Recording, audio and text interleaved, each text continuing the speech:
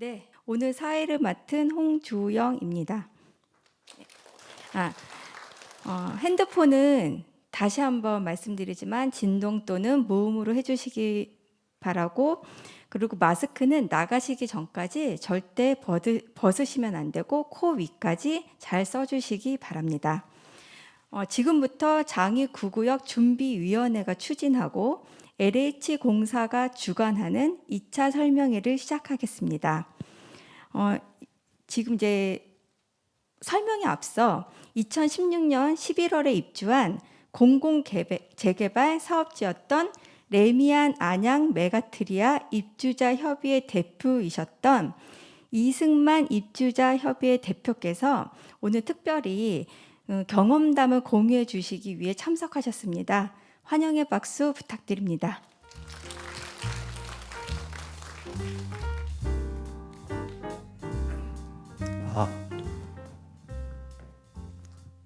안녕하십니까. 저는 안양에서 공공재개발을 진행한 안양 메가트리아의 권리자로 참여했었고요. 해당 지역에서는 제가 40년 정도 살아서 원주민으로 참여를 했었습니다. 그래서 이 사업을 처음에 추진할 때 민간으로 하니 공공으로 하니 말들이 굉장히 많았었어요. 그래서 이제 공공의 장점을 많이 힘을 얻어가지고 공공 재개발로 이제 가게 됐었는데, 저희도 이제 민간을 하고자 했던 분들이 굉장히 좀 득세를 해서 사업에 진행되는 동안에도 많이 방해를 했었어요. 그래서 아까 시의원님께서 잠깐 말씀하셨는데, 저희가 선택했던 이유가 몇 가지가 있습니다. 그게 이제 하나가 아까 시의원님이 말씀하셨던 빠른 사업 속도, 이게 이제 가장 중요한 부분이라고 생각을 하고요. 그다음에 또 성공했던 이유가 이제 이런 LH가 시행을 맡아서 진행을 했던 부분, 이 부분이 이제 성공 요인 중에 하나였었는데, 이거는 이제 저희가 원가 정산 방식을 통해서 했기 때문에 이제 사업의 투명성이 확보가 될 수 있었고요. 그래서 이게 최종적으로 저희가 이제 사업을 마무리 짓고 했을 때는 이익금을 좀 돌려받는 구조로 변했었습니다. 그래서 LH 가서 원가 정산 방식을 통해 가지고 투명한 정산을 통해서 추후에는 이익금으로 돌려받을 수 있었던 큰 요인이 아닌가 싶고요. 그 다음에 두 번째로 이제 판단할 수 있던 부분이, 이게 이제 민간 재개발 같은 경우는 조합이라는 형태로 해가지고 조합이 이렇게 좀 설립이 되고 하지 않습니까? 근데 이 공공재개발은 그런 조합 형태가 아니라 주민대표회의라는 주민대표회의 기구가 있습니다. 근데 이 주민대표회의 기구라는 게, 저도 이제 사업 초기에 오해를 많이 했던 게, 이분들이, 주민들도 그렇고요, 이분들이 많이 해먹는 거 아닌가, 계속적인 의심의 눈초리를 보고 있었는데, 사업을 저도 이제 이해를 하다 보니까 이 주민대표회의 쪽에서 사실은 뭐냐면, 사업을 초기부터 진행해오고 이끌어가는 과정에 모든 기득권을 버렸더라고요. 그게 뭐냐면 이제 사업에 대해서 이권에 개입하는 구조가 아닙니다. 그래서 오히려 주민대표의 성격이 이권에 개입해서 어떤 행위를 하는 그런 기구가 아니라 LH랑 협의하고 때리는 주민들 입장에 서서 대변하고 싸우는 역할을 하게 되더라고요. 그래서 저도 이제 그런 모습들을 보고, 주민으로서 또 저 고향이나 마찬가지였던 곳이었기 때문에 입주자 카페를 구성을 해가지고 사업을 빨리 진행될 수 있도록 하는 게 최선의 방법이다 생각을 하고, 주민대표에 많이 힘을 실어주면서 일을 했던 생각이 있었습니다. 그래서 그렇게 진행이 돼서 현재는 입주해서 지금 4년째 살고 있는데, 살면서 느끼는 게 가장 좋은 점이 뭐냐면, 아마 이렇게 하시면은, 이렇게 진행하시다 보면 사람들이 오해하시는 부분들이 분명히 있고, 저희도 그랬고요. 이게 LH 아파트네, 마감재가 잘못됐네, 이거 질이 떨어지나, 이렇게 생각을 하시는데, 사실은 저희가 할 때 시공사를 선정하는 것도 모두 주민들 투표로 진행을 했었습니다. 그래서 저희는 레미안이라는 브랜드를 선택했고요. 또 LH가 했다라고 해서 마감재나 이런 것들이 LH 기준으로 갔던 게 아니라, 실제 저희 레미안에서 하고 있는 마감재 기준으로 다 진행이 됐었어요. 근데 여기서 더 좋았던 점은 뭐였냐면은, 마감재 업그레이드 사업 언제 시공하고 들어가고 이런 사이에 마감재 업그레이드를 하고 설계 변경이 들어갔었어요. 그때도 뭐냐면은 뭐 저희가 분담금이나 이런 게 증권되는 부분이 아니었고 이런 부분들도 다 주민 투표로 인해서 투표로 해가지고 업그레이드가 되고 좋아졌습니다. 그래서 지금 저희 아파트에서 제가 입주하고 나서 이제 주민대표 주민대표 회의에 들어가가지고 그 동대표도 하고 그랬었는데 그 주민들의 만족도가 굉장히 높아요. 일단은 그 여러 뭐그 원래 레미안의 그 시공에 의해서도 이루어졌지만 제가 이제 사업 과정에 알았던 부분들은 뭐냐면 LH가 이제 감리를 보게 되니까 좀 더 엄격한 시공이 되었다라는 부분들을 알게 됐습니다. 그래서 여러분들께서 뭐 마감재나 이런 부분들에 대해서도 저희도 오해가 많았었지만 그런 부분들 아마 걱정 안 하셔도 될 것 같습니다. 그래서 전체적으로 놓고 보면 저희 이제 입주민들이 판단하시는 부분들은 뭐냐면은 LH를 통한 시행사를 통한 공공재개발을 하길 잘했다. 그랬으니 이 정도로 우리가 만족한 삶을 또 입주를 하고 살 수 있지 않느냐 그런 말씀들을 많이 하십니다. 그래서 아마 이 사업의 성공 요인은 제가 봤을 때 주민들이 선택한 공공재개발과 그다음에 주민들 입주자 대표의 LH가 한 마음이 돼서 같이 가시게 된다라면은 좀 더 성공적인 사업이 되지 않을까 생각하고요. 저는 만족하기 때문에 이런 부분들 여러분들께 좀 알려주는 게 좋을 것 같다라고 생각해서 뭐 이렇게 초청해 주셔서 또 제 경험담을 말씀드리게 됐습니다. 그래서 들어주셔서 감사하고요. 성공적인 사업 되시길 바라겠습니다.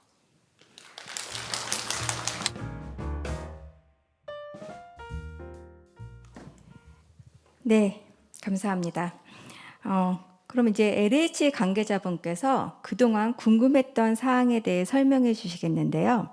먼저 LH 나영수 부장님께서 인사의 말씀 해주시겠습니다.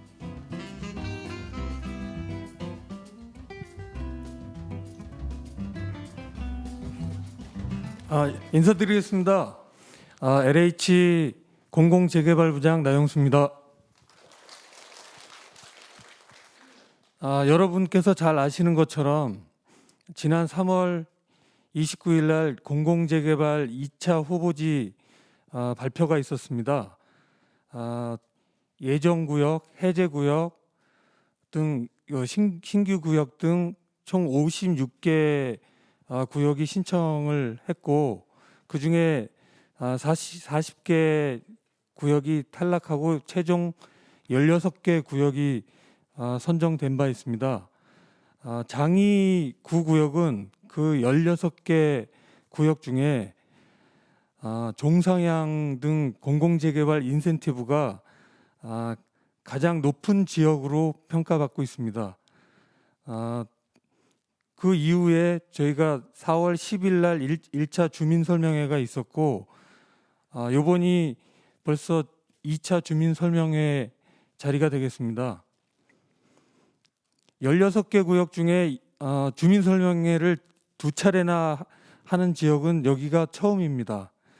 무슨 말씀이냐 면 그만큼 추진위원장님과 추진위의 그 의지가 높고 주민 여러분들의 관심이 다른 지역에 비해서 월등히 높다는 것을 반증하고 있습니다. 자, 장이 9구역이 2종 일반 주거지역에서 일반 주거지역, 3종 일반 주거지역으로 2단계 종상향이 되는 등 공공재개발의 인센티브를 가장 많이 받았고 기존 권리자 수 대비 건설될 세대수 비율이 가장 높은 장이 9구역입니다. 거기다가 여러분의 그 추진 의지가 높고 관심이 많다면 이 지역은 16개 구역 중에 가장 먼저 빨리 갈 수 있는 그런 지역이라고 감히 말씀드릴 수 있겠습니다. 오늘 서울에너지공사에서 오셨는데 이 구역의 지역 난방을 놓고 싶다. 장이 4구역에 연계해서 가장 적은 비용으로 지역 난방을 했으면 좋겠다.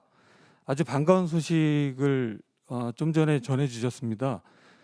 그래서 제가 그랬죠. 이 사업은 주민 여러분의 사업이기 때문에 여러분께서 원하시면 할 수 있을 것이다. 상의해 보겠다.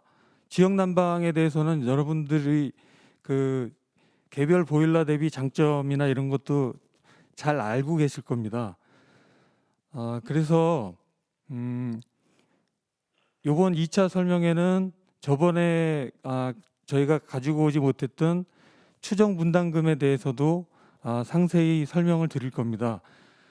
잘 들어보시고 사실 욕심이라는 거는 사실 한이 없습니다. 정말 더더욱 많이 좋아지기를 바라는 마음은 누구나 다 가지고 있지만 중요한 것은 이 정비 사업에 있어서는 아까 시의원님도 말씀하셨지만 속도입니다. 그 속도가 결국은 금융 비용이라든지 그런 거를 낮추고 결국은 이제 분담금 최소의 분담금으로 좋은 그 아파트에 입주할 수 있는 그런 계기가 될 수 있는 겁니다. 그래서 여러분들께서 뜻을 모아 주십시오.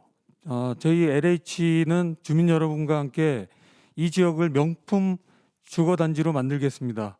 감사합니다.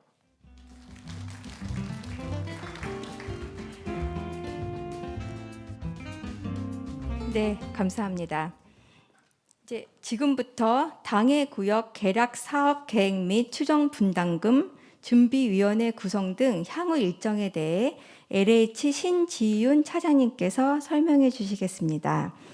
질문이 있으신 분은 신지윤 차장님의 설명이 끝나고 나서 질문 기회를 드릴 예정이오니 중간에 궁금하신 사항이 있으시더라도 설명이 모두 끝날 때까지 기다려 주시기 바랍니다.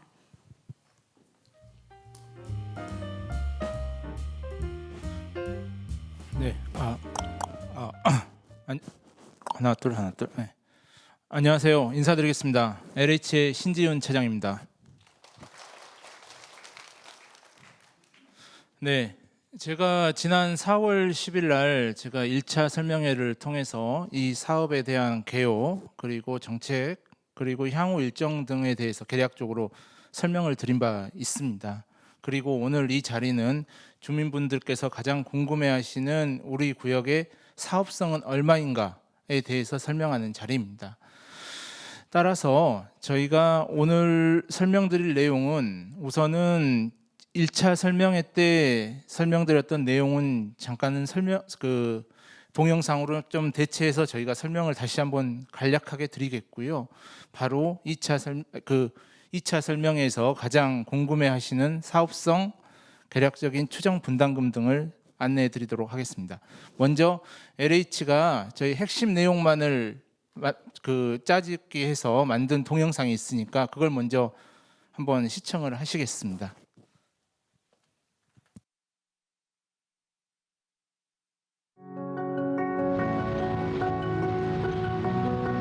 뭐 언제나 될지 항상 궁금했는데 이번에 나라에서 추진하는 거 뭐 이제 한다고 하니 뭐 이제 뭐 얼른 저는 됐으면 좋겠습니다. 주차하기 굉장히 힘들죠. 그러고 저희 같은 경우는 뭐 길 건너서 됐다가 딱지값만 엄청나게 나왔어요. 살기 보다시피 이렇게 지저분하고 전선줄에다 이렇게 불편하고 더 이상 말이 필요 없어요. 다른 아파트하고는 대조가 안 되는 거죠. 딴 아파트를 바라다 볼 때 부러움의 대상이죠. 나도 이 나이에 그런 데서 한번 살아봤으면. 서울 도심 내에서도 정비 사업 추진을 희망하지만 사업성이 부족하거나 주민 간의 갈등 때문에 사업이 정체된 구역들이 많이 있습니다. 과연 공공재개발 사업이 그 대안이 될 수 있을까요? 공공재개발 사업을 추진하시려는 분들 그리고 추진 중이신 분들의 궁금증을 지금부터 하나하나 시원하게 해결해 드리겠습니다. 공공재개발 사업이란 20년 5월 6일과 8월 4일 정부가 발표한 주택공급 대책에 따라 공공과 주민이 함께 추진하는 재개발 사업입니다. LH와 지방도시공사 등이 공공시행자가 되어 임대주택 확대 등의 공공성 요건을 준수하며 용적률 완화 등의 공적 특례를 제공받아 추진함으로써 노후된 주거 환경을 개선하고 도심 내 주택 공급을 촉진하기 위한 것입니다. 작년 9월 21일 국토교통부와 서울시 공공재개발사업 후보지 공모 결과 서울 도심 내 사업이 장기 정체된 기존 구역 8곳, 구역 지정을 검토 중인 신규 해제구역 16곳이 최종 선정되어 추진 중에 있습니다. 주민들이 진짜 궁금해하는 공공재개발 사업 톡톡. 공공재개발 사업은 주택 품질이 떨어지거나 민간 브랜드 사용이 불가하지 않나요? LH가 시행하면 마감재나 조경 같은 거 주민이 원하는 대로 못하는 거 아닌가요?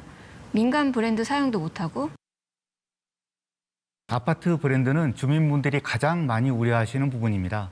10마디 말보다 실제 LH가 시행한 재개발 사례를 직접 만나보시죠. 아파트에 LH 로고가 박혀있을 줄 알았는데 지금 와서 보니까 레미안 로고가 딱 박혀있네요. 아파트 단지가 너무 크네요.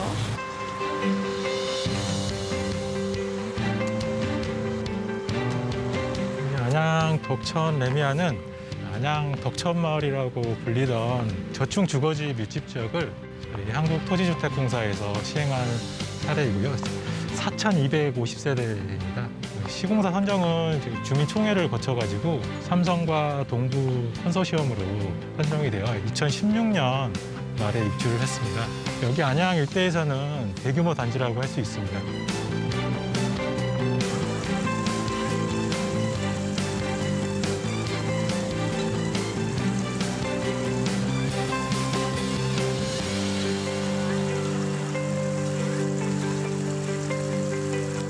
공공재개발도 주민들이 원하신다면 레미안처럼 브랜드 로고를 다실 수 있습니다. 자, 눈으로 확인하셨죠? 네. 그러면 세대 내부를 보러 이동하실까요? 아, 너무 좋다.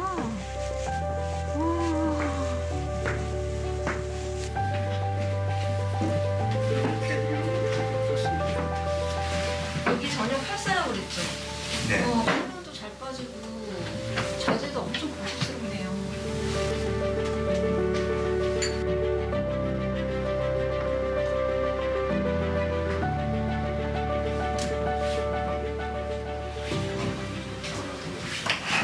공공재개발로 추진하면 어떤 점이 좋나요? 주민들 사이에서도 공공재개발 사업은 이렇다 저렇다 참 말이 많아요. 공공재개발로 하면 주민들은 어떤 점이 좋을까요? 공공재개발은 신속합니다. 사업을 진행하게 되면 서둘러 추진되어야 합니다. 그런데 민간 사업은 절차도 복잡하고 그래서 갈등도 많이 발생해서 10년이 넘게 걸리는 사례가 빈번합니다. 하지만 공공재개발은 정책사업으로 공공이 사업을 관리하기 때문에 인허가 기간을 5년 안으로 대폭 단축할 수 있습니다. 또 구역 내에서도 아파트 소유자냐 세입자냐 상가냐 주택이냐 이런 이해관계에 따라서 사업을 찬성하는 분들도 반대하는 분들도 생기게 되는데요. 그러면 갈등이 생길 수밖에 없습니다. 하지만 공공재개발로 추진하면 소유자와 세입자 분들에 대한 이주대책 지원 제도가 마련되어 있기 때문에 주민 간 갈등을 풀어나가는 데 큰 도움이 됩니다. 공공재개발로 추진하면 기존에 있던 여러 규제들이 완화되는데요. 용적률 상향 같은 도시규제 완화, 그리고 분양가 상한제 대상에서 제외해주는 혜택들이 있죠. 물론 용적률 상향으로 늘어난 주택의 일부를 공공임대주택으로 공급해야 하지만 일반 분양주택도 증가하기 때문에 사업성은 훨씬 좋아지는 것입니다. 저희 주민들에게 가장 중요하고 민감한 건 결국 주민 분담금이었습니다. 사실 저희 단지도 추가 분담금이 예상되는 지구였습니다. 시공사에서 중간에 설계 변경을 요구해서 사업비가 1,700억 이상 증가돼야 하는 상황이었었죠. 하지만 LH에서 철저하게 설계 변경권을 검증해서 약 800억 이상을 줄였다고 들었습니다. 그 결과 저희 단지는 분담금을 납부하는 게 아니라 오히려 이익금을 돌려받을 정도로 사업성이 좋았습니다. LH가 아니었으면 전문가도 아닌 주민들이 검증하고 그런 건 불가능했겠죠. 권리 산정 기준일이 작년 9월 21일이라고 하는데 주민한테 불리한 것 아닌가요? 작년 9월 21일 공공재개발 후보지 공모위를 기준으로 권리 산정 기준일이 정해진 것은 사실이고 이날 이후로 건물을 신축하거나 단독, 다가구 주택을 다세대 주택으로 전환하는 등의 지분 쪼개기식으로는 분양을 받으실 수 없습니다. 그러나 이것은 주민분들의 재산권 행사를 제한하려는 것이 아니라 소유자 수가 증가하게 되면 일반 분양 주택 수가 줄어들면서 사업비가 증가하는 것을 방지함으로써 원주민분들을 보호하고 투기 수요를 억제하기 위해서입니다. 맞아요. 특히 주택 경기가 좋을 때는 일반 분양분을 늘려야 저희가 내야 하는 분담금이 줄어들거든요. 1+1 주택 분양도 가능한가요? 민간에선 1+1 분양도 가능하잖아요. 공공재개발에서도 집 2채 받을 수 있는 거예요? 네, 공공재개발 사업도 1+1 주택 분양이 가능합니다. 종전 자산평가액 또는 종전 주거 전용 면적 범위 내인 경우 1+1 주택 공급이 가능하지만 이중 주택 한 채는 전용 면적 60제곱미터이어야 합니다. 공공재개발 방식은 민간 재개발보다 집값이 안 오르지 않을까요? 아닙니다. 공공이 시행한 아파트가 일반 민간 분양보다 집값이 안 오른다는 것은 사실 몇몇 개 단지만 샘플로 찾아보아도 사실과는 다른 막연한 불안감이라는 걸 아실 수 있을 텐데요. 이와 관련해서 전문가의 의견을 들어보시겠습니다. 재개발 후에 아파트의 가치가 민간 주도로 하는 경우보다는 좀 가치가 떨어지는 게 아니냐 오해를 할 수 있을 것 같은데 그게 왜냐하면 이제 그 임대주택 비율이 크게 늘어나는 것도 아니고 그 민간 건설회사의 브랜드를 그대로 또 쓸 수도 있고 또 주요 마감재라든가 이런 것들도 주민들이 결정을 하고 또 주민들이 원하는 대로 처리가 되기 때문에 크게 뭐 공공주도 재개발, 이른바 공공재개발이라고 해서 아파트의 가치가 떨어지는 것은 아니라고 이렇게. 감정평가 금액이 낮게 나와서 종전 자산 가치를 충분히 인정받지 못하면 어쩌죠? 아무래도 공공이 시행하다 보니까 감정평가 금액이 낮게 나와서 내 종전 자산 가치를 충분히 인정받지 못하지 않을까? 그런 부분이 좀 걱정돼요. 주민분들의 종전자산 감정평가는 시장, 군수 등이 선정한 2인 이상의 감정평가법인이 평가한 금액을 산술평균하여 산정하므로 감정평가 금액에 대한 고의적인 개입은 절대 불가합니다. 공공이 소유권을 가져가는 건가요? 그건 공공 직접 시행 정비 사업과 공공 재개발 사업을 혼동하고 계셔서 그렇습니다. 지난 2월 4일 정부가 발표한 공공 직접 시행 정비 사업 방식은 주민분들이 소유 자산을 현물 선납하여 공공에게 소유권을 양도한 후 사업이 진행됩니다. 하지만 작년 5.6 대책과 8.4 대책에 따라 추진 중인 공공 재개발 사업은 기존 민간 재개발 사업과 마찬가지로 관리 처분 방식으로 추진합니다. 이번 개발 사업은 공공 재개발 방식이며 공공 직접 시행 방식과는 별개의 사업입니다. 안양덕천 주민분께 묻습니다. 공공 시행자 방식 추천하시나요? 전 이만큼 강조합니다. 저희 단지가 투명하고 빠르게 그래서 주민들의 분담금을 낮추면서도 주택 품질 또한 안양 최고로 지을 수 있었던 건 공공이 사업을 관리해줘서 가능했던 거예요. 제가 직접 경험해본 권리자로서 공공 시행자 방식 완전 강추합니다. 오늘 투어를 통해 어떤 생각이 드시나요? 말해주지 않으면 LH가 했는지 전혀 모르겠어요. 우리 동네도 이렇게 잘 해야죠. 공공이 시행하면 품질이 낮아 집의 가치가 떨어질 거라는 막연한 불안감을 갖고 있었습니다. 오늘 여기 와서 직접 보니까 이제 그런 불안감들은 다 사라지고요. 믿음과 신뢰를 더욱더 굳건히 할 수 있었습니다. 다른 주민분들도 꼭 한번 기회가 된다면 한번 와서 보셨으면 하는 바람입니다. 주민들의 오랜 염원과 의지가 담긴 재개발 사업. 공공이 함께하겠습니다. 주민을 위한, 미래를 위한 공공 재개발 사업. 지난번 1교시 때는 이제 용산 같은 공공이 공급하는 주택은 어떻게 하느냐, 토지 임대 방식으로 이제 가는 게 어떻겠냐라고 제안을 했었고, 근데 사실 공공이 공급하는 주택이라는 게 서울 도심만 보더라도 거의 없잖아요. 용산 땅 같은 경우는 어쩌다 하나 나온 거고, 거의 다 민간이 갖고 있는 재개발이나 재건축을 통해서 주택을 공급하는 수밖에 없단 말이에요. 근데 이거는 민간 사유재산 아닙니까? 사유재산을 갖다 그러면 어떻게 할 거냐? 그냥 이거 놔둬야 되느냐? 이거에 대한 방법을 한번 좀 오늘 보겠습니다. 여기는 이제 흑석동의 이제 재개발 구역입니다. 일부는 이미 재개발돼서 새 아파트가 들어서면 되고, 앞으로 상당 부분이 다 이제 재개발 구역별로 나눠서 되는데, 재개발을 어떻게 해야 될 것이냐? 왜냐면은 재개발이라는 게 잘 경험상 많이 보셨을 겁니다. 주변에 이렇게 새 아파트 단지 하나 들어서면은 재개발이나 재건축을 통해서 이 아파트가 고층이 되니까는 원래 1000채 있던 주택이 5000채로 늘어나는 거잖아요. 5배가 늘어나는 거잖아요. 예를 들어서. 그런데 주택의 공급이 많아지니까 집값이 좀 떨어져야 되는데, 공급이 늘어나는데도 덩달아서 주변 집값까지 같이 다 뛰어오르거든요. 재개발 하나 들었으면은. 이게 왜 그런 거냐? 이유가 다 있거든요. 공급이 늘어나는데 왜 가격이 뛸까? 아까 그 흑석동 지역에서 재개발하는데 원래 처음에 시공사가 2,700억에 우리가 그 공사를 하겠다라고 입찰을 들어갔거든요. 그래서 A건설사는 3,000억, B건설사는 3,500억 해갖고 가장 공사비를 낮게 적어놓은 여기 그 C건설업체라는 데가 2,700억을 우리 이 정도면 할 수 있어라고 해서 낙찰을 받았습니다. 그래서 시공사로 선정이 됐어요. 그런데 선정되고 나서 공사비를 4,000억으로 증액을 하거든요. 한 1,300억 증액합니다. 여긴 그렇게 또 많이 증액하는 데도 아니에요. 다 이렇게 증액합니다. 증액하는 이유가 설계 변경을 좀 해야겠다라고 조합에 이제 설명을 합니다. 설계 변경을 왜 하느냐? 아파트 단지 전체 면적이, 그 전체 이제 조성할 단지 면적이 이 정도 규모였었는데 24만에서 31만 제곱미터로 좀 늘려야겠다. 늘리니까 당연히 공사비가 더 들어갈 거 아니에요. 그러니까 이 건설사에서 1,300억 정도를 우리가 좀 더 받아야겠다라고 이제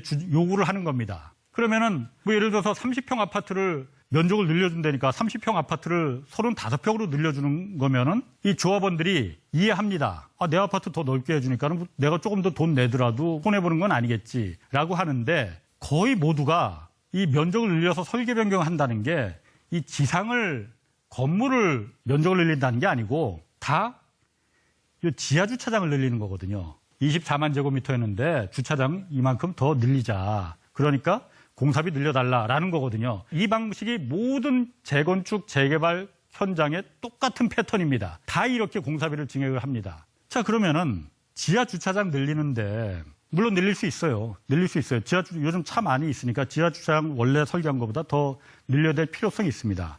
그런데 공사비라는 게 지하와 지상은 정말 천양지차거든요. 지하 공사비는 그냥 땅 파서 여기다가 기둥 세우고 그다음에 형광등 몇 개 달고 페인트 칠하면 끝납니다. 돈 들 게 별로 없어요. 근데 이 지상은 벽체 세워야죠. 문짝 달아야지. 형광등 달아야지. 창문 또 달아야지. 마루판 깔아야지. 화장실 변기까지 달아야지. 공사비가 지하하고 지상은 3배 차이가 나거든요. 지상은 하나도 늘리지 않고 지하만 늘리는데 공사비 늘리는 거는 지상을 기준으로 해서 뻥튀기를 시킵니다. 이래서 건설사들이 이제 그 폭리를 취하는 거거든요. 그러면 조합원들이 그러면은 애초에 계약한 게 2,700억 약속을 했는데 문제를 삼으면 될 거 아니냐. 낙찰을 일단 한번 받고 시공사가 선정되고 나면은 갑과 을의 위치가 완전히 바뀌지 않습니까? 그다음부터는 조합이 이 시공사의 말을 따라갈 수밖에 없습니다. 이렇게 늘린다고 해서 너희들하고 이제 너희 건설사 약속을 어겼으니까 싫어. 너희들 나가. 우리 다른 건설사 다시 선정할래. 시간이 돈인데 2주 다 시켰지, 철거 다 시켰지 했는데 시간이 공사 기일이 차일피일 미뤄지면은 그 부담이 4천억이 아니고 정말 5천억, 6천억이 돼버리는 거거든요. 그러니까 시공사가 원하는 대로 따라가 줄 수밖에 없습니다. 그래도 불안합니다. 여기 재개발한 조합원들이 내가 좀 좋은 아파트 살고 거기다 또 돈도 좀 벌겠다고 그거 죄라는 거 아닙니다. 잘못했다는 거 아니에요. 그러기 위해서 여기 재개발하는 건데 공사비가 이렇게 늘어나면은 내가 부담해야 될 금액이 돈 오히려 내야 되는 거 아닌가 불안할 거 아닙니까? 그러니까 원성이 다 자자합니다. 그래서 조합이 시끄러운 거거든요. 재개발, 재건축이. 공사비가 늘어나니까. 그러니까 이 공사 현장도 이 조합원들이 들고 일어났어요.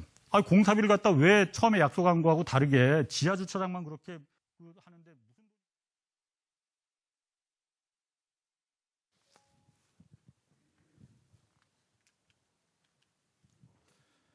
네. 방금 두 동영상을 보셨을 겁니다. 한 동영상은 저희 LH에서 공공재개발 설명 등을 위해서 제작한 동영상이고요. 그 두 번째 보신 동영상은 시사기획 창이라는 프로그램에서 민간 재개발에 대한 어떤 폐해 이런 것들을 좀 잘 보여주는 동영상이라 저희가 오늘 준비하게 되었습니다. 그럼 지금부터 주민들께서 가장 궁금해하시는 우리 지역의 사업성 그리고 추정 분담금 얼마인가 그걸 설명한 다음에 제가 향후 일정 및 그 질의응답 시간을 갖도록 하겠습니다. 네, 첫 번째로 장이 9구역 공공재개발 사업 계획입니다.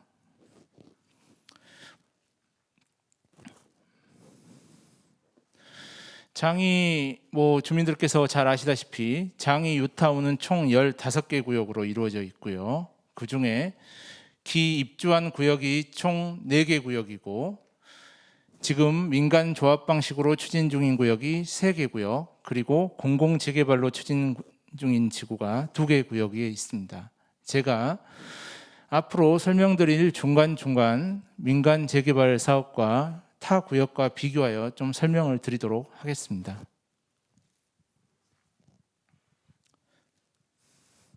네, 첫 번째로 용도지역 계획안입니다.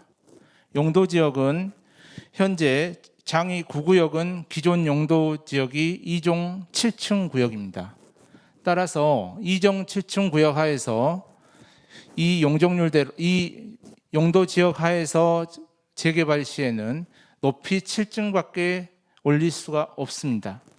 따라서 대부분의 재개발 지역에서는 용도지역 상향이라는 것을 하는데요. 용도지역 상향 시 서울시에서 가지고 있는 몇 가지 원칙이 있습니다. 그 중에 하나는 1단계 종상향입니다. 현재 장이 9구역을 예로 들면 2종 7층 구역이고요. 1단계 종상향을 하면 2종 일반 주거지역이 될 수밖에 없습니다. 하지만 저희 공공재개발을 추진함에 있어 저희 LH는 서울시에 지속적으로 용적률 상향을 요청을 하였었고요. 그 결과 저희 장이 9구역은 2단계 종상향이라는 파격적인 인센티브를 부여받았습니다. 따라서 저희 장이 9구역은 3종 일반 주거지역으로 종상향될 예정이고요. 최대 용적률 300%까지를 확보한 상황입니다. 그럼 이런 파격적인 인센티브를 바탕으로 저희가 수립한 건설 계획안에 대해 말씀드리겠습니다. 어디까지나 이 건설 계획안은 저희가 개발 구상 시 밀도 등을 확인하기 위해 준비한 계획안으로 향후 주민의 의견을 반영을 하고 또 인허가 과정에서 충분히 바뀔 수 있다는 점 먼저 말씀을 드리겠습니다. 네, 획지 면적은 총 77,000제곱미터고 건폐율은 14%, 그리고 건설 규모는 지하 3층에서 지상 35층까지 약 2,434호가 지어질 예정입니다. 주차 대수도 주변 장이 레미안에서 적용하고 있는 1.2대보다 훨씬 더 상향된 1.5대를 적용할 계획이고요. 따라서 향후 입주 시 주민들의 주차 편리성 및 주변 단지와의 차별성을 유도할 계획입니다. 그럼 앞에서 말씀드린 2,434호가 어떻게 구성되어 있는지에 대해서 설명드리겠습니다. 먼저 우리 권리자분들께서는 최소 25평 이상으로 들어가시는 것으로 계획하였고요. 일부는 저희가 49평 대형 평형도 입주하시는 것으로 계획을 하였습니다. 다시 한번 말씀드리면 이 계획안은 향후 주민들의 선호도 조사 등을 통해서 저희가 다시 재구성할 계획임을 알려드리겠습니다. 그리고 권리자 분양 670호를 제외한 일반 분양분은 881호고요. 사실상의 일반 분양분이라고 할 수 있는 수익형 전세는 250호입니다. 여기서 이 수익형 전세를 제가 사실상의 일반 분양이라고 이야기 드리는 것은 이거 수익형 전세라는 것은 8년 정도 전세 후에 공공이 인수를 하고요. 8년 임대로 공적 임대로는 분류됩니다. 하지만 공공이 일반 분양가로 8년 전세 후에 그 일반 분양가로 인수를 하고 결국은 8년 전세 정도를 주고 분양하는 분양 전환형 임대주택이라고 생각을 하시면 될 것 같습니다. 그리고 공공임대는 총 의무 공임이 120세대, 기부 체납 공임이 148세대, 그리고 소형 임대가 약 360세대로 구성되어 있습니다. 그럼 아까도 시의원님께서 말씀드렸는데 공공이 시행한다고 해서 임대주택이 많아진다. 이 말을 결론부터 말씀드리면 사실은 아닙니다. 하지만 제가 단적으로 말씀드리면 민간 기준보다 절대 공공이라고 해서 재개발 임대 비율이 높지 않고요. 임대 비율이 높은 것은 사업성을 높이기 위해서입니다. 이 표를 보시면 좀 어렵지만 한번 임대주택에 대해서 제가 상세하게 설명을 드리도록 하겠습니다. 임대주택 종류에는 크게 보시면 4가지가 있습니다. 거기서 사실상은 아까 제가 분양이라고 했던 일반 분양이라고 했던 수익형 전세주택을 빼면 임대주택은 크게 3가지입니다. 첫 번째 재개발 의무 공공임대입니다. 재개발 의무 공공임대는 민간이나 공공이나 똑같이 보시면 이 화살표를 보십시오. 정비계획상 상한 용적률까지에서 산출된 세대수의 15%는 무조건 임대주택, 공공임대주택으로 넣어야 합니다. 이 임대주택은 토지비는 감정평가를 해서 받고요. 나중에 공공이 인수를 하고요. 건설비는 표준건축비로 공공이 인수를 하게 되는 구조입니다. 또 하나는 기부채납 임대입니다. 기부채납 임대라는 것은 저희가 종상향 등을 위해서는 땅을 원래는 서울시에 기부채납을 해야 됩니다. 하지만 땅 대신 용적률을 더 많이 짓고 세대수를 더 많이 확보하기 위해 서울시 같은 경우는 현물출자, 즉 임대주택으로도 기부채납을 할 수 있습니다. 따라서 저희가 땅을 내놓지 않고 이 기부채납 임대를 지어서 저희가 서울시에 무상으로 이 금액은 무상으로 기부채납하는 것으로 계획을 하였습니다. 또 이제 마지막으로 설명드릴 게 소형 임대주택이라고 하는데요. 이 주택이 사업성을 높이기 위해서는 어쩔 수 없이 지어야 하는 주택입니다. 이 지금 빨간 표를 보시면은 정비계획상 상한 용적률에서 법적 상한 용적률까지를 인센티브를 받기 위해서는 반틈은 소형 임대라는 걸 지어야 되는데요. 대신 소형 임대를 짓는 대신 옆에 보시는 50%와 같은 일반 분양 주택을 지을 수 있습니다. 그래서 서울시 같은 경우에는 일반 분양을 통해서 얻는 수익이 워낙 크기 때문에 사실 이 소형 주택을 지을 수 있는 만큼 짓습니다. 그렇기 때문에 가령 예를 들면 저희가 지금 보시면 지금 소형 임대를 저희가 365호라고 저희가 했는데요. 대신 이 365호를 짓는 대신 일반 분양도 365세대가 생기는 구조라고 생각을 해주시면 될 것 같습니다. 따라서 민간은 이 소형 임대를 지을 수 있는 한도를 약 250%까지밖에 주지 않습니다. 그래서 이렇게 지을 수 있는 한도가 적어진다는 것은 결국은 일반 분양이 적어진다는 것을 말씀드리고요. 저희는 300%까지 부여가 되기 때문에 소형 임대가 어쩔 수 없이 많아는 지지만 그만큼 일반 분양분이 많아져서 사업성은 향상된다고 보시면 될 것 같습니다. 참고로 타 일반 구역에서는 이렇게 소형 임대를 지을 수 있는 만큼 다 짓고 있는 상황입니다. 네, 그럼 이런 건설 계획안을 바탕으로 이 구역의 사업성은 얼마이냐, 그리고 추정 분담금은 얼마이냐, 이거에 대해서 제가 설명드리도록 하겠습니다. 네, 재개발에서 사업성을 보통 이 판단하는 기준을 흔히 비례율이라고 하죠. 그래서 이 비례율에 대한 산식은 다음과 같습니다. 비례율이란 권리자 및 일반 분양과 같은 분양자로부터 받는 총 수입에서 건축 공사비나 각종 사업비 등을 그로 소요되는 총 지출액을 뺀 금액을 우리 권리자들의 종전자산 총액으로 나눈 값을 말합니다. 그래서 흔히 비례율이 100%가 넘는다 하면 사업성이 양호하다고 말씀을 보통 하고요. 또 100%가 미만이다 하면 사업성이 뭐 그렇게 좋진 않다 이렇게 이야기를 합니다. 그럼 우리 구역의 비례율은 얼마일까요? LH가 분석한 우리 구역의 사업 비례율은 약 125%로 사업성이 매우 양호하다고 할 수 있습니다. 총 수입은 1조 4천억 원 정도고요. 거기서 총 비용 7,700억 원을 뺀 금액을 종전자산 총액 5,084억으로 나누면 이 비례율 125%가 산출됩니다. 네, 그러면 이 비례율에 쓰인 종전자산 총액은 저희가 어떻게 추정을 하였을까요?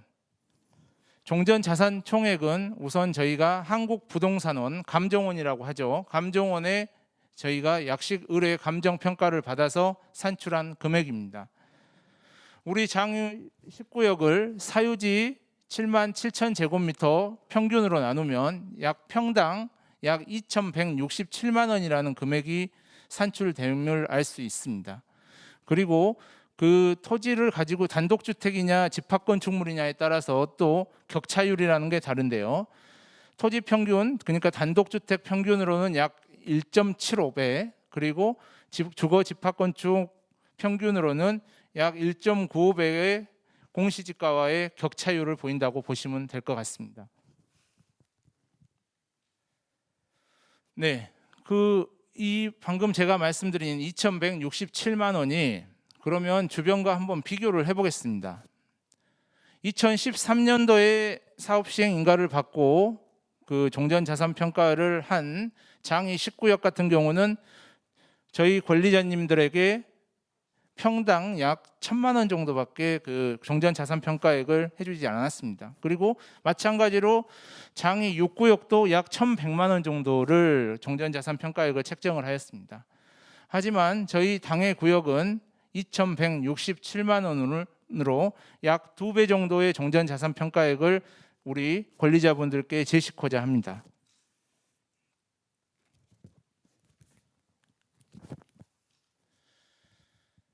네, 다음은 비례율에 사용된 종후자산평가액입니다. 종후자산평가액이라는 건 즉 일반 분양가가 얼마나 되었냐, 그리고 우리 권리자 분양가는 어떻게 책정을 하였느냐를 저희가 설명드리는 것이라고 생각해 주시면 됩니다. 저희가 종후자산을 평가함에 있어 참고했던 구역은 주변 꼬무스 아이파크, 그리고 장이 포레 카운티, 주변에 장이 퍼스트 하이를 저희가 참고를 하였고요.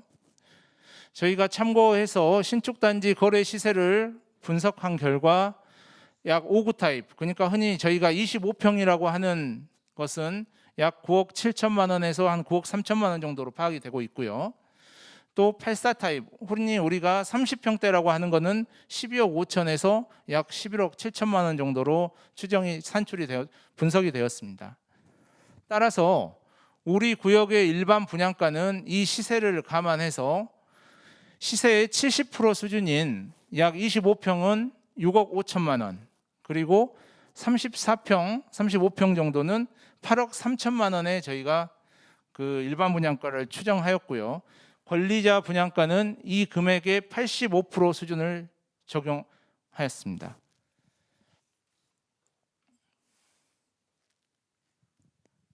네. 그럼 이런 종후 자산 그리고 비례율을 바탕으로 우리 주민들께서 그러면 내가 부담해야 될 돈은 얼마일까요? 이제 이게 바로 추정 분담금입니다. 추정 분담금은 권리자 분양 가격에서 권리가액을 뺀 금액을 말합니다. 이 권리가액이라는 것은 아까 제가 말씀드렸던 종전 자산 평가액의 비례율을 곱한 값을 권리가액이라고 하는데요. 이 잠깐 작은 그 표를 보십시오. 작은 표를 보시면 이 비례율과 종전 자산 평가액 같은 경우는 그 반비례 관계에 있고요. 또 권리자 분양가 같은 총 수입은 또 정비례 관계에 있는 것을 보실 수 있습니다. 그래서 결론을 말씀드리면 종전자산평가는 사실 권리자가 정비사업에 출자하는 비율을 판단하는 데 이제 목적이 있는 겁니다. 따라서 뭐 이제 예를 들면 종전자산평가액이 뭐 줄어들거나 늘어나더라도 이제 권리자의 분담금에는 크게 영향이 없습니다. 따라서 권리자께서 가장 중시하셔야 되는 것은 이 분담금이 얼마냐입니다. 이 구역의 내 분담금이 얼마냐, 이게 가장 중요하십니다. 이 분담금이라는 건 신축 아파트를 분양받기 위해 권리자께서 분담해야 될 금액이고요. 가장 중요하다고 할 수 있습니다. 그러면 우리 장이 9구역의 평균 분담금은 얼마일까요? 평균 종전자산평가액은 저희가 장이 9구역 토지 등 소유자 670명을 기준으로 했을 때는 약 7.58억 정도가 지금 추정되고 있습니다. 그러면 내 권리가액은 아까 말씀드린 대로 이 종전자산평가액 7.58억의 예상 비례율 125%를 곱한 9.5억이 내 권리가액이 되는 거고요. 이 분담금은 권리자 분양가와 이 권리가액의 차입니다. 따라서 저희가 만약에 7.58억 종전자산평가액을 가지신 분은 25평을 분양받을 때는 3억 9천만 원 정도를 환급 받으실 거고요. 30평대를 받으실 때는 2억 4천만 원 정도를 환급 받으실 겁니다. 그리고 49평형 정도를 받으실 때는 약 1억 원 정도를 환급받게 되실 겁니다. 그러면 제가 방금 평균으로만 말씀드렸는데 제가 그러면 이제 다 종전 자산이 다르니까 제가 내야 될 분담금은 얼마일까요? 어떻게 추정할 수 있을까요? 사실 저희가 이 종전 자산 개별에 대한 이 종전 자산가액은 관리처분 수립 시에 사업 시행 인가 시점을 저희가 기점으로 해서 그 개별 권리자에게 이제 그때 감정 평가액이 통보가 됩니다.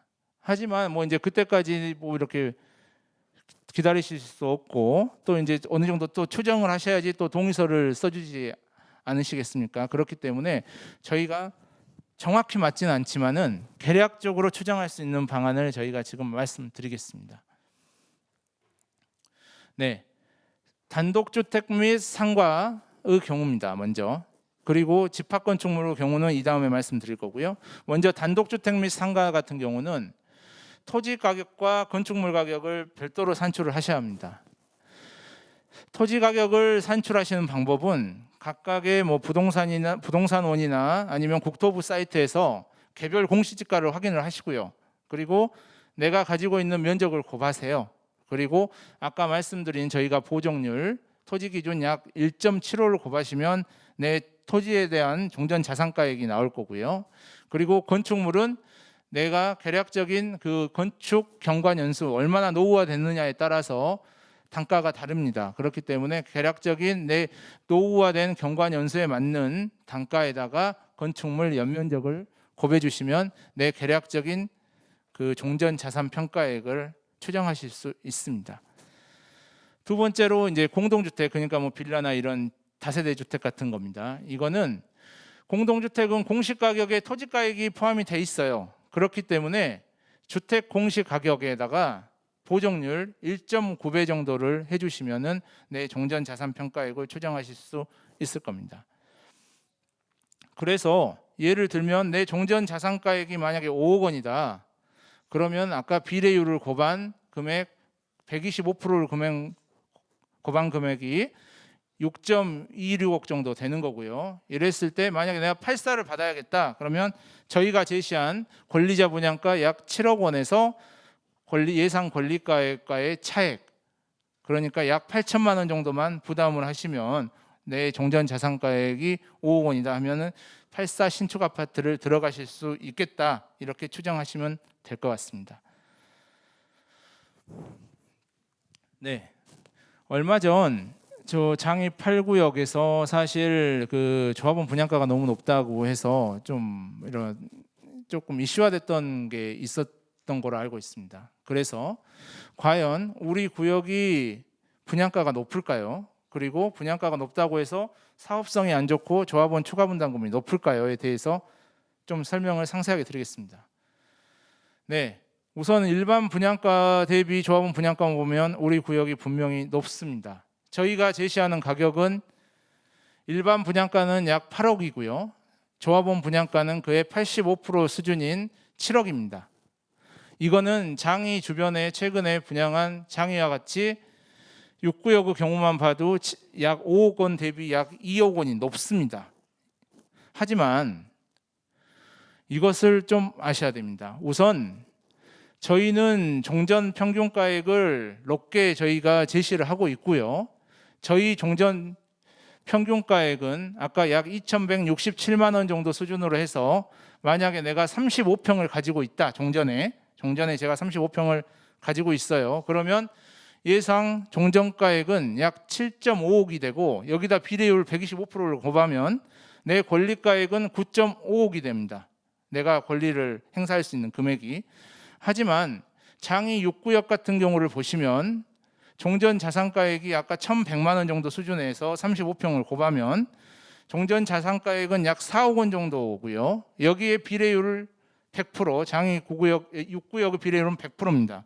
100%를 곱하면 권리가액은 4억 원으로 우선 권리가액 수준에서도 동일한 면적을 가졌을 때 약 5억 원 이상의 차이가 생깁니다. 그래서 권리자 분양가를 저희가 다소 높게 책정을 했다 하더라도 사실상 저희 구역의 추가 분담금은 2.4억 원의 환급금이 생기는 거고요. 장이 6구역 같은 경우는 평균 금액 4억 정도를 가지시면 평균 지금 1억 원 정도를 부담을 하셔야 되는 구조입니다. 그래서 저희가 실질적인 분양가라고 하는데요. 저희 같은 경우는 약 4.64억이고요. 이 금액은 7억에서 약 환급금을 뺀 금액을 말씀드리는 거고요. 장이 6구역 같은 경우는 5억에서 1억 원 정도를 더 부담을 하니까 실질적인 분담금은 분양가는 6억입니다. 이 두 금액의 차이만 비교하시면 약 1.4억 원이 되고요. 저희 구역이 사업성 및 그 장이 6구역보다 훨씬 월등히 좋다는 것을 인지하실 수 있을 거라고 판단합니다. 네. 그러면 아까도 이제 말씀드렸듯이 그럼 과연 또 조합원 분양가가 높다고 해서 뭐 사업성이 안 좋을까요? 장이 이제 8구역에서 그런 의견이 나는데 결론은 사실이 아닙니다. 표를 보세요. 우선 일반 분양가와 조합원 분양가의 격차를 낮추면 아까 그 비례율 산식에서 보시면 알 수 있듯이 추정 비례율이 낮아지기 때문에 내 권리가액도 낮아집니다. 그렇기 때문에 실질적으로는 추정 분담금, 제가 아까 가장 중요하다고 생각했던 추정 분담금은 크게 변동이 없어요.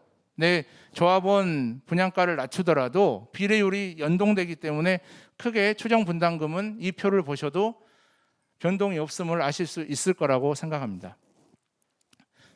네, 마지막으로 이제 향후 일정 및 동의서 접수에 대해서 제가 좀 안내를 드리고 마무리를 하고자 합니다. 네, 오늘 저희 2차 설명회를 하고 나서는 바로 저희가 주민과 그 준비위원회라는 것을 구성하자 합니다. 이 재개발 사업이라는 것은 어디까지나 주민 주도 사업입니다. 그래서 저희는 준비위원회라는 것을 구성을 해서 향후 동의서 작업이나 주민 협조를 저희가 구할 예정이고요. 이 준비위원회는 저희가 별도로 서면 등을 통해서 일정이나 그런 것들을 안내해 드릴 겁니다. 개략적으로만 말씀 좀 드리겠습니다.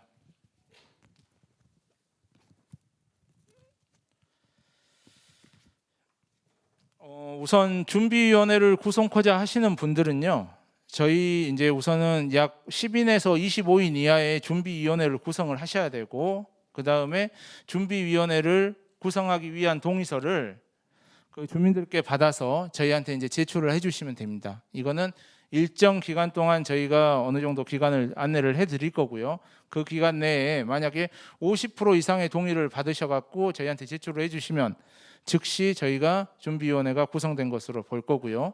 만약에 기간 동안 저희한테 뭐 단독 후보가 입후보하셨다면 거기도 저희는 준비위원회가 구성된 거로 보겠습니다. 그래서 준비위원회가 구성이 되면 저희가 그 준비위원회와 사업 시행 약정을 체결을 할 거고요.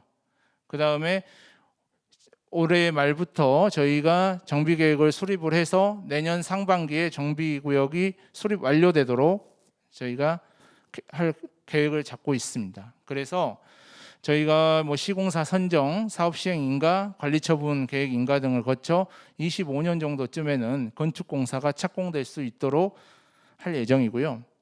저희가 진짜 마지막으로 이제 말씀드리는 것은 아까도 말씀드렸듯이 저희가 정비 사업은 흔히 이제 시간이 돈이라고 합니다. 그래서 LH는 그 시간 단축을 위해서 몇 가지 주민들께 제안을 하고 이 방식을 시행코자 합니다. 먼저 이게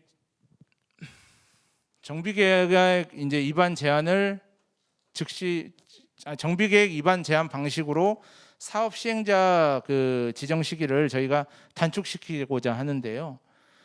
저희가 이제 정비계획을 입안하기 위해서는 사실 3분의 2 이상의 동의를 받아서 저희가 구청에 제출을 하면 이제 구청은 입안 제한을 시청에다 하도록 되어 있는 구조입니다.